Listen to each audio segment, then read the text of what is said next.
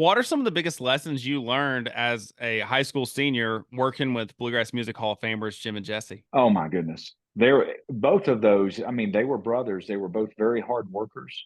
Different personalities. Jim was your business guy.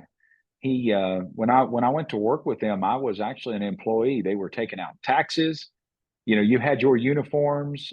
Here's the bus. You know, what size shirt do you wear? And we had our Virginia boy ties. I've actually still was able to keep a few that I've got. And but he was a businessman and he was honest and he had a kind way of getting his point across.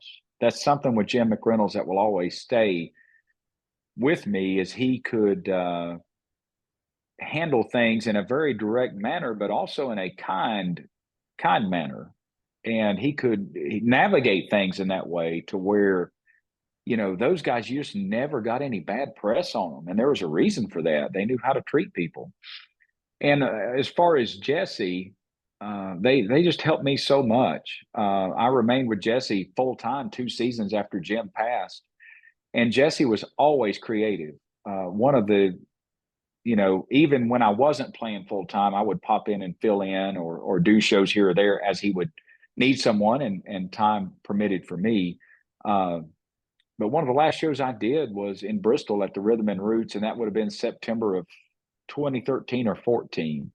And of course, the first show being in 2001. So that's a lot of years of a relationship there.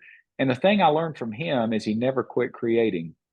He never quit wanting to try something new or a new arrangement on a song or write an instrumental or, you know, he never quit creating. He was always thinking of something, a new project and something new to do. And they were just it was just such a good time there. The first show I played with them was the last half of my senior year in high school. So that would have been in March of 2001. Of course, Jim was still living, and they had a guy, great banjo player. Jim Britton was their banjo player when I started following them, and Jim had left. And of course, me and Jim remain friends today. Uh, Lloyd Douglas from Michigan was playing with them, and Lloyd had give his notice, and they were taking me out on the road to kind of work me in. You know, man, at a senior in high school, there were far more experienced banjo players than me, far more knowledgeable banjo players. You know, based on the time I knew Jim McReynolds, I guess he just seen this kid who would work hard and try hard and just try to do the part to be a Virginia boy. And you know, if you look back over the history of Jim and Jesse, they did that a lot. Carl Jackson was very young when he went to work with them.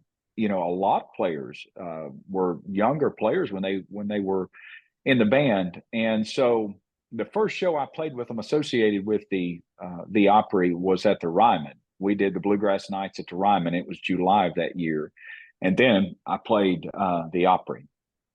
So it was really emotional. I was a nervous wreck, of course, but luckily they believed in me and kind of the guys surrounding you. There's a camaraderie there, and so based on who you're around, they can really make or break what you're going to do. Especially for me, if I know people believe in me, I'm going to try that much harder. So we went out and played, and it was a big night because here I was standing on the other side of the stage that I had admired so long. And I told Darren I was playing with them just a few weeks back. And I looked at him right before they introduced him and I said, there's a portion of me that will always be that 12-year-old kid, you know, that wanted to get to this point, but didn't know if I could do it. And not to over spiritualize it, but the Lord seemed fit for that to happen uh, for a kid in high school, a senior in high school, to 4 hours up the road to land the job with Bluegrass Legends. That was looking back to get all those dots to connect. I couldn't have done that. You know, that was just something that was worked out.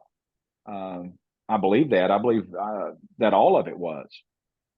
So it was a big deal, man. It was huge for me.